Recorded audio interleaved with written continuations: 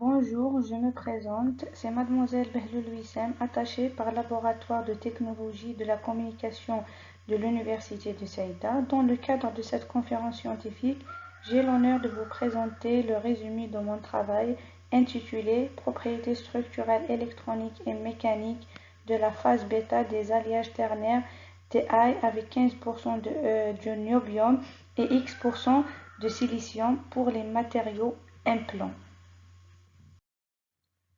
Ce qui concerne le plan de notre travail, on commence par une introduction sur les alliages du titane et notre objectif, puis on passera aux méthodes et matériels utilisés.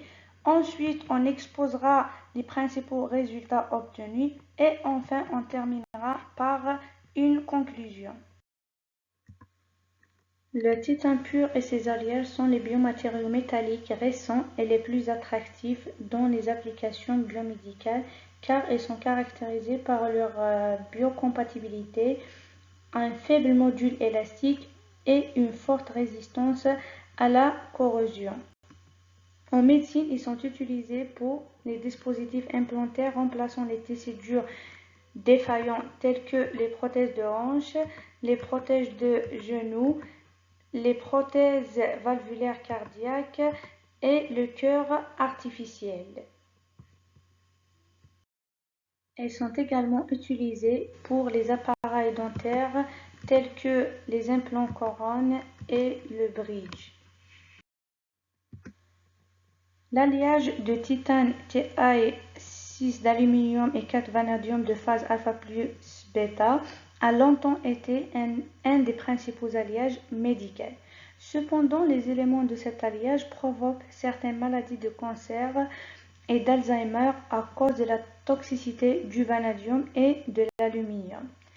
Par conséquent, de nombreux efforts sont actuellement consacrés pour le développement de nouveaux alliages bêta-tétane ternaires non toxiques et à faible module élastique qui contiennent des éléments biocompatibles et non toxiques.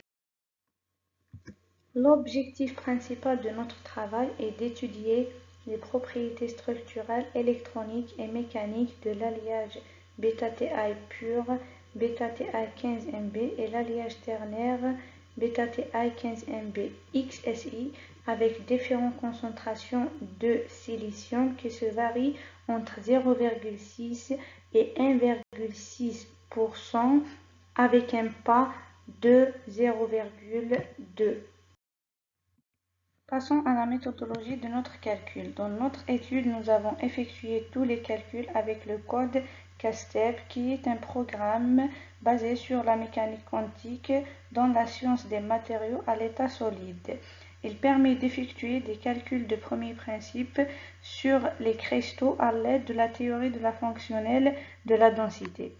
Pour étudier les différentes propriétés des alliages Ti15Mb XSI, nous avons utiliser l'approximation du gradient généralisé GGA-PBE avec un échantillonnage de la zone de Brionis de 10-10-10 et une énergie de coupure de 500 électronvolts. Pour effectuer le dopage du 15% de Nb et X% de Si, nous avons utilisé l'approximation cristalline virtuelle.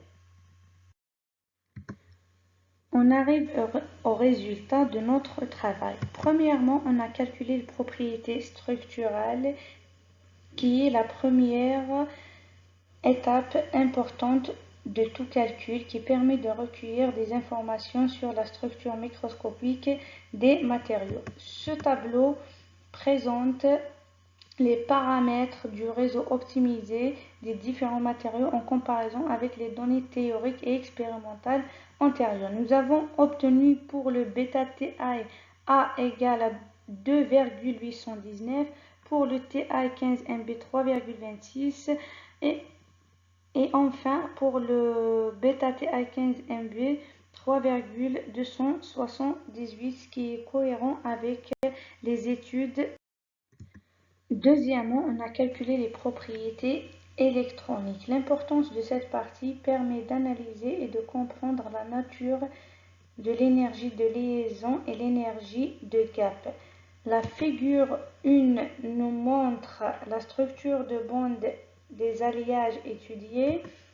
Avec A, c'est la bande structure du bêta-TI, B, la bande structure du bêta-TI 15MB et C, la bande structure du bêta-TI 15MB XSI. Pour mieux comprendre la structure de bande électronique des composés, nous avons calculé la densité d'état totale et partielle comme le montre la figure 2 avec A, la densité totale du bêta-TI et B, la densité partielle du bêta-TI. La figure 3 nous montre la densité d'état totale et partielle du bêta-TI. Dans A, c'est la densité totale du bêta-TI 15MB avec différentes concentrations de SE. Et B, c'est la densité partielle PDOS du bêta-TI 15MB XSI.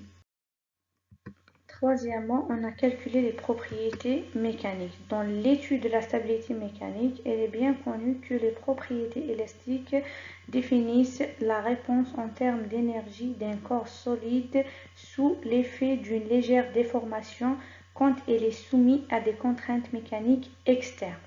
Il s'agit donc de déterminer les constantes élastiques CIG qui relient les contraintes à la déformation et d'extraire les propriétés mécaniques et physiques de ces matériaux. Pour un système cubique, on calcule que trois constantes élastiques, à savoir C11, C12 et C44, qui doivent être satisfaisants aux conditions de stabilité suivantes. C11 moins C12 supérieur à 0, C44 supérieur à 0, C11 plus C12, 2C12 supérieur à 0.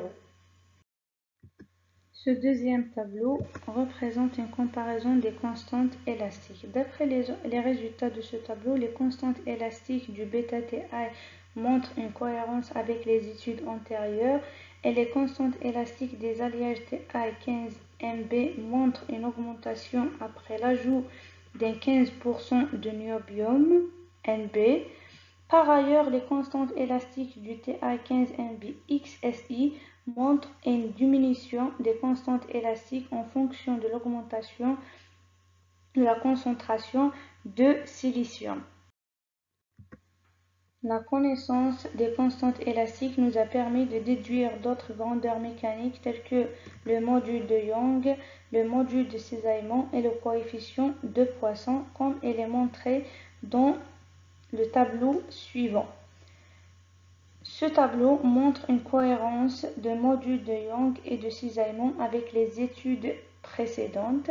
On remarque aussi que le module de Young diminue après l'ajout de silicium jusqu'à obtenir 15,11 gigapascal avec 1,6% de SI, qui est de l'ordre de l'os humain. En d'autres termes, cet alliage TI 15MB XSI peut être un nouveau matériau médical.